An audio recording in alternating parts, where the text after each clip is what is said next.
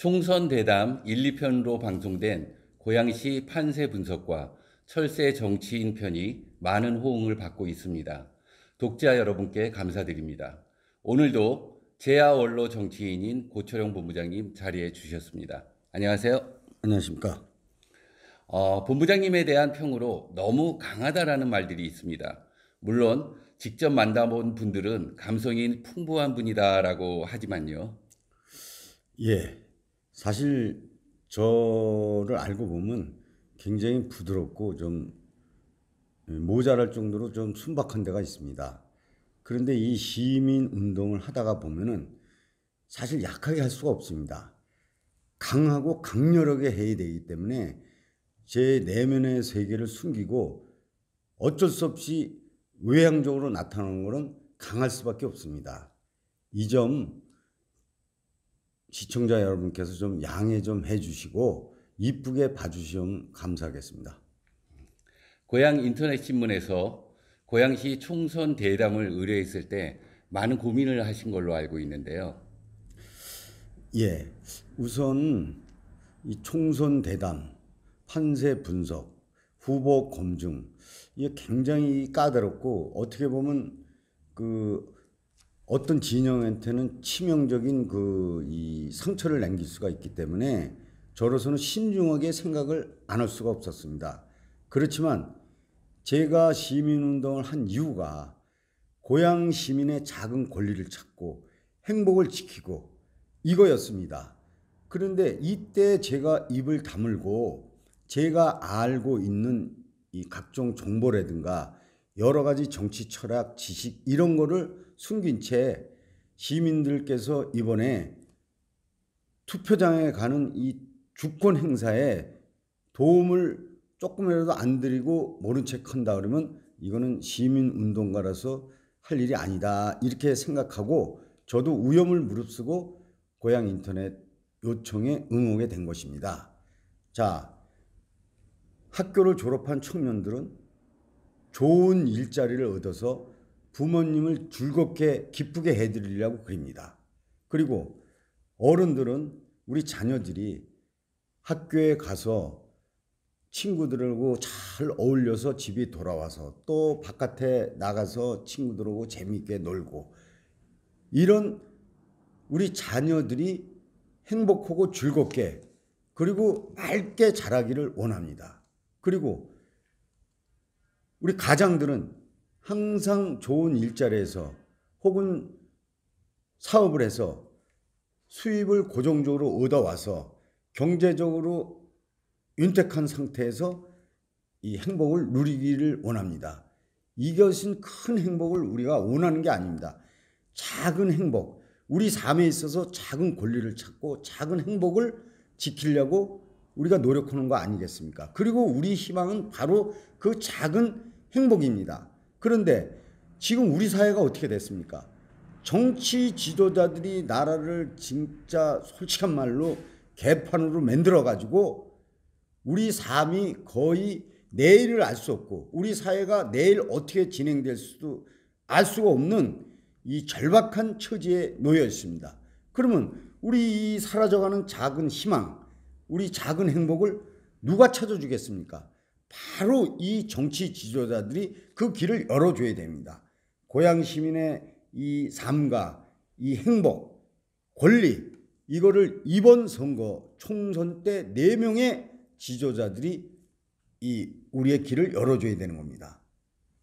그러면 우리 이 4명의 정치 지도자들, 즉 국회의원들을 얼마만큼 잘 뽑냐 못 뽑냐에 따라서 4년 동안 우리의 작은 행복이 지켜질 것이냐, 우리의 작은 권리가 이 남들한테 의해서 뺏겨지지 않느냐, 이런 심각한 상황인 것입니다. 그래서 제가 고향 인터넷에 이 총선 판세에 응하게 된 겁니다. 자, 사랑에도 배신자가 있듯이 이 정치인들은 늘 배신을 합니다. 그런데 이번에 뽑히는 4명의 고양시 정치 지도자들은 절대로 고양 시민들한테 약속한 거를 배신 못하도록 이 각 후보의 보이는 얼굴과 내면의 세계가 어떻게 틀린지 제가 객관적인 입장에서 검증을 하고 비판을 할 테니 후보들은 제 얘기가 옳다고 믿으면 저를 통해서 전해지는 시민들의 비판 이 얘기가 옳다고 믿으면 겸허하게 받아주시길 바랄 뿐입니다. 그럼 본론으로 들어가겠습니다. 덕양구 후보들을 검증하겠다고 하셨는데요. 고향 갑부터 시작하죠. 예, 우선 고향 갑은 용쟁 호투가 벌어졌는데 거기에 사자가 한 마리 끼어들어가지고 세 분이 고양시뿐만 아니라 경기도에서 가장 그 치열한 승부를 보는 이 경쟁을 하는 이 선거구가 됐고, 그리고 또 앞으로 언론과 고양 시민들의 아마 집중적인 관심의 대상이 될 겁니다. 투표 당일날은 손에 땀을 쥐게 하는 세 분의 우열을 다투기 힘든 그러한 그 투표 결과가 나올 가능성이 굉장히 큽니다. 그래서 이 부분에 대해서는 제가 정말 그 어려운 그 결정을 내려가지고 그 지난번에 우리 그 거함, 제가 애칭을 좀 붙여드리겠습니다. 거함 그 심상정 국회의원한테 공개 서한을 보냈습니다. 그 공개 서한에 대해서 그 심상정 의원님께서 조만간 공개적인 답변을 부탁드리고 심상정 의원님에 대한 검증은 그걸로 대신하겠습니다. 그 다음에 더불어민주당의 문명순 후보가 있습니다. 이분은 그야말로 1년 6개월째 지역구를 누비고 다니시는 참 열성적인 이 후보인데 제가 애칭으로 딱순이라고 지어드리겠습니다. 딱순이 문명순 후보, 이분에 대해서는 다음번에 검증을 하겠습니다. 그렇다면 미래통합당의 이경환 후보겠네요. 말씀해 주시죠. 예, 이경환 후보는 알다시피 그 2년 전에 지자체 선거 때 시의원도 한 사람도 배출하지 못한 아주 치욕의 이런 고향갑 미래통합당 위원장이십니다. 왜 그랬느냐? 이분은 참 희한하게도 아니 지구당 위원장 된 지 얼마 되지도 않았는데 이분이 오자마자 시의원 공천 과정에서 입김을 작용해서 아니 지역 사람들이 이름도 모르고 성도 모르고 그야말로 낙하산 공천을 딱 갖다 놓은 겁니다. 그러니까 지역 주민들이 엄청 반발이 굉장히 많았습니다. 아니 국회의원 선거도 아니 전략공천 낙하산 공천하면 지역 주민들이 반발하고 그러는데 심지어 지자체 풀뿌리 민주주의를 훼손하는 이 시의원을 낙하산 공천했습니다. 그래가지고 그 여파 때문에 고향갑 그 우파가 분열을 해가지고 시의원 한 석도 못 얻는 이런 참패 중에 참패, 이런 부끄러운 일을 당했습니다. 그런데 지금 이분이 이 고향갑에 분열된 우파를 보수 진영을 이번에 또 이렇게 단합시키고 이 화해시키고 이리지를 못하고 지금도 이 선거 과정 준비한 과정을 보니까 역시 그 분열주의자의 그 태도에서 벗어나지를 못하고 있습니다. 물론 당사자는 그렇게 생각을 안 할지도 모르는데 나는 그 이경환 후보한테 진심 어린 충고를 드립니다. 여기야말로 모든 고향 시민들의 관심이 집중되기 때문에 이경환 후보의 일거수일투족이 주민들에 의해서 당원들에 의해서 소문을 타고 고양시 전역을 돌고 있습니다. 부탁드립니다. 일단 보수 진영부터 단결을 시켜줘야만 이 재미난 싸움, 재미난 승부가 이뤄질 것 같기 때문입니다. 그 외에 다른 문제는 없습니까? 이거는 좀 걸어놓기가 좀 그런데 제가 이거 걸어는 안 할 수가 없습니다. 제가 목숨 걸고 시민운동을 하면서 최모 고양시 최고 권력자를 끌어내렸습니다. 그리고 그 최모 권력자가 막강한 변호인단을 구성해서 저를 고발했습니다. 그때 고양갑 위원장인 이경환 후보는 저에 대한 무료 변론은 말할 것도 없거니와 제 이 사건에 대해서 관심조차 없었습니다. 시민들은 어떻게든지 제가 무사히 생안에서 돌아오길 기다렸는데, 아니 변호사라는 분이 변호사 자격증도 갖고 있고 또 고양시를 위해서 일하겠다고 이 고양시의 정치 지도자로 들어섰는데도 불구하고 최모 권력자와 고양 시민을 대표해서 제가 싸우고 이런 치열한 이런 위험한 순간에도 이분은 외면했습니다. 뿐만 아니라 8년째 요진 게이트 이거를 가지고 우리 고양 시민들은 요진으로부터 약 6,200억에 달하는 기부 체납을 받아오기 위해서 고양 시민들이 8년째 들고 일어나가지고 싸우고 있습니다. 그런데 지금은 1년 전부터 법률적인 문제로 들어갔습니다.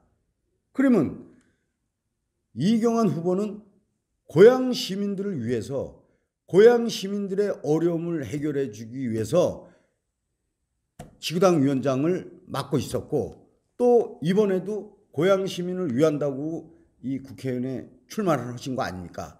그런데 변호사인데 얼마나 좋습니까? 시민을 위해서 법률 자문도 해주고 요진 기부 체납을 받아오기 위해서는 어떻게 해야 된다. 또 요진 게이트에 이거를 해결하기 위해서는 어떻게 해야 된다. 법률적으로. 단 한마디 말씀도 안 하셨어요.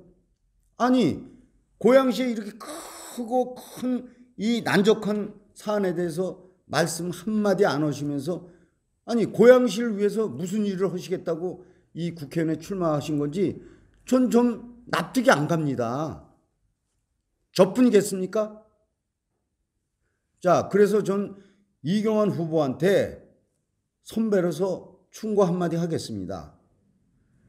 요진 게이트에 대해서 왜 이때까지 말 한마디 안 했는지 이 부분에 대해서 명백하게 해명, 보도 자료나 사과 성명서를 내야만 고양 시민을 위해서 국회의원이 당선됐을 때 열심히 하겠다는 그 말을 고양 시민들이 유권자들이 믿을 거라고 생각하니까 이 부분에 대해서 확실한 입장을 밝혀주시고 4월 2일부터 선거운동에 들어가시면 어떤가 이렇게 조언을 해드립니다. 저도 기자 생활을 하면서 요진 문제에 대해서 고양시 정치 지도자들이 한 번도 거론한 것을 들어보지 못했습니다. 그 점은 기자 입장에서 안타깝게 생각합니다. 이번엔 고양을 후보가 되겠군요. 어느 분입니까? 더불어민주당의 한준호 후보 검증을 한번 해보고자 합니다. 예, 어떤 문제가 있을까요? 한준호 후보는 외모도 잘생겼고 실력도 있고 참으로 훌륭합니다. 고양시의 정치 지도자로 키울 만한 제목입니다.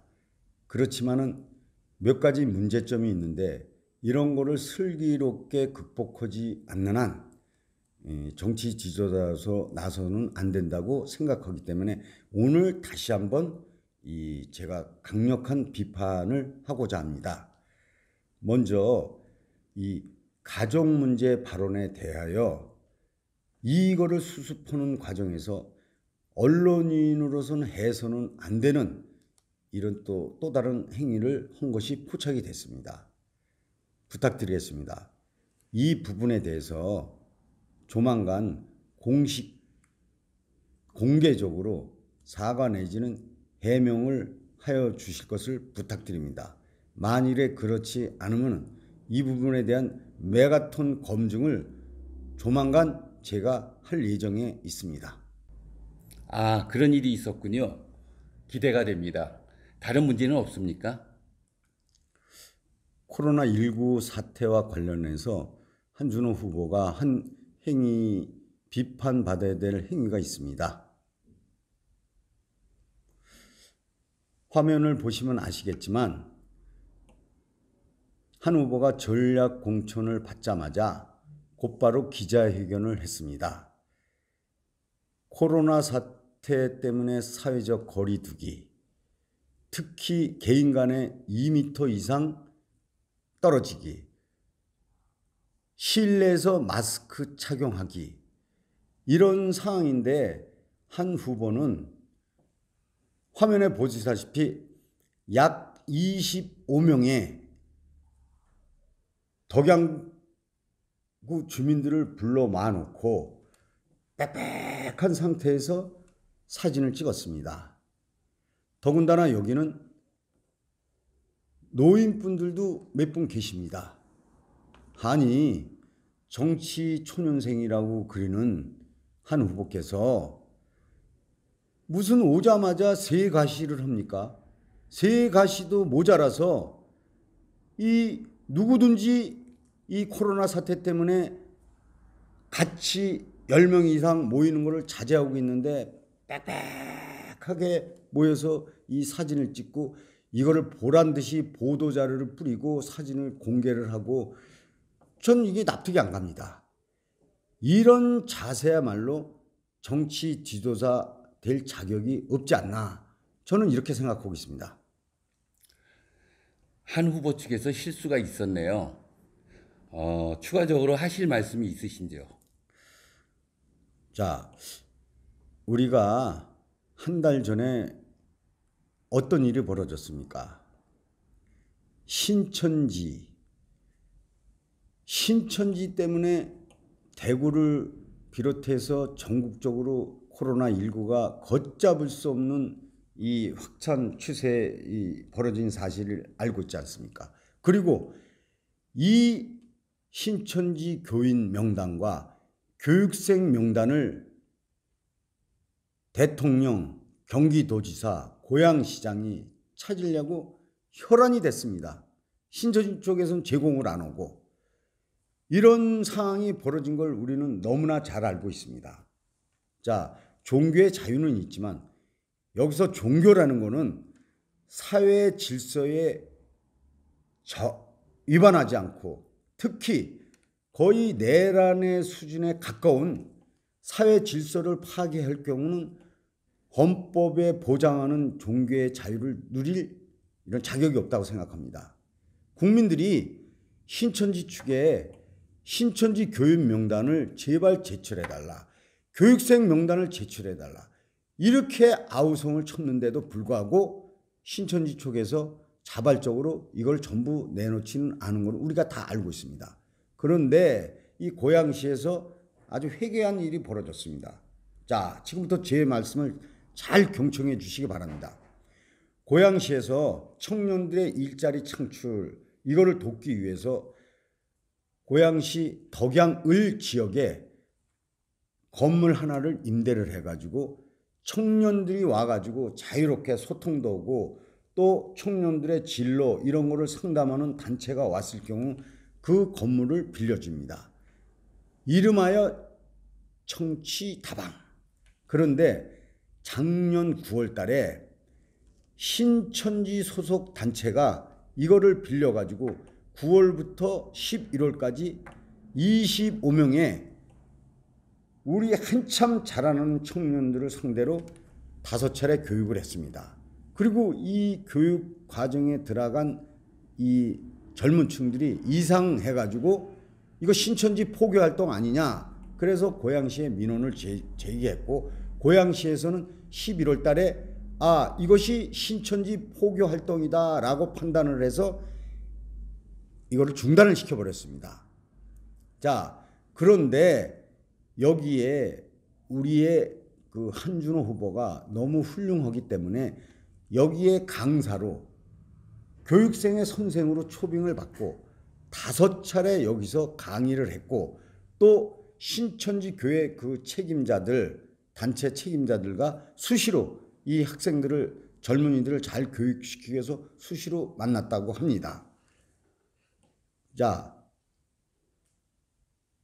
이거가 작년 11월 달에 폐쇄가 됐기 때문에 중요한 거는 이 신천지 교육생 25명이 질본이나 경기도나 고양시 재난안전본부에 아마 보고가 됐을 겁니다. 만에 하나 보고가 안 됐으면 이건 심각한 문제고, 그리고 이 신천지 교육생 명단을 찾는다는 거를 한준호 후보는 알았을 겁니다. 그리고 한준호 후보가 바로 이 교육생들이 이 거의 고향 시민들 자녀들이랍니다.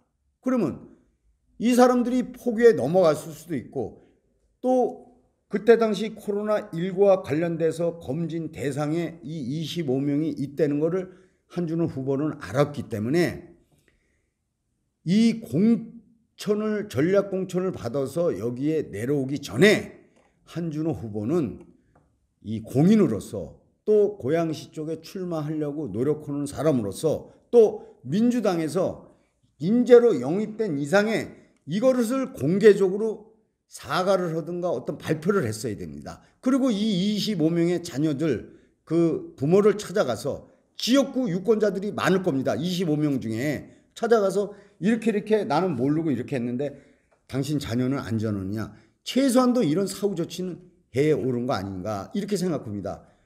자, 신천지가 얼마나 이 교묘하고 교활하게 포교 활동을 합니까? 우리 한준호 후보는 독실한 천주교 신자입니다. 그래서 절대로 이 신천지랑 관련 없다고 저는 생각을 합니다. 그렇지만 지금 전 고향 시민들이 한준호 후보에 대한 의혹의 눈초리를 보내고 있습니다. 왜냐하면 여기저기서 그 무자비하게 언론에서 지금 거의 폭로 수준으로 의혹이 공개되기 때문에, 그러면 고향 시민, 특히 이 25명의 이 가족들이 살고 있는 바로 이곳에서 출마를 하셨으니까, 자, 정치 지도자답게 공개적으로 나서서 내가 이거를 몰랐던 알았던 신천지 포교 대상에 이용됐다는 것은 참으로 정치 지도자로서 큰 흠집입니다. 그러나 이런 거를 넘어서야만 정치 지도자가 되는 겁니다. 그 과정을 전부 공개해 주시고, 그리고 어떻게 보면 이 언론인 출신이고 실력도 출중하고 그래서 여기저기서 강사로 초빙을 받은 거 아닙니까? 그런 거를 세상에, 특히 고향 시민한테, 유권자들한테 전모를 공개하시고, 신천지 포교 활동 고양시에서는 절대로 안 된다는 이런 확실한 자세도 보여주셔야만 큰 정치인으로 전 거듭난다고 생각합니다.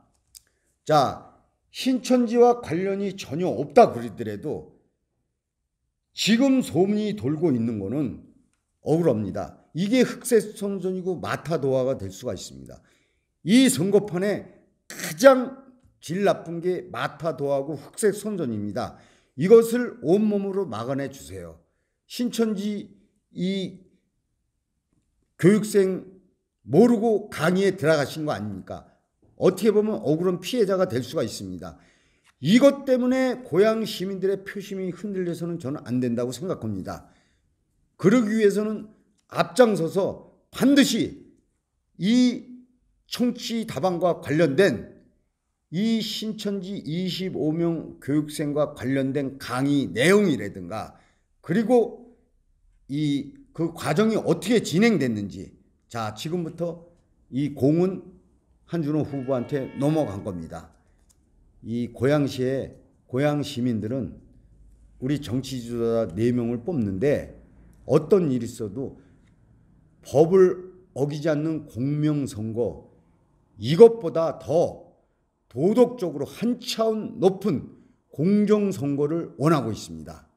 한 후보 기대하겠습니다. 반드시 이 해명 어떤 공식적인 기자회견이나 보도자를 통해서 고향 시민들을 좀 안심시켜 주기를 부탁드리겠습니다. 네, 4월 2일부터 본격적인 선거운동이 시작됩니다. 그러나 코로나 사태로 인해 깜깜이 후보 검증이 계속될 것으로 보입니다. 다음부터는 후보별 공약 등 구체적 검증에 들어갈 예정입니다. 계속해서 관심과 성원 부탁드리겠습니다. 감사합니다.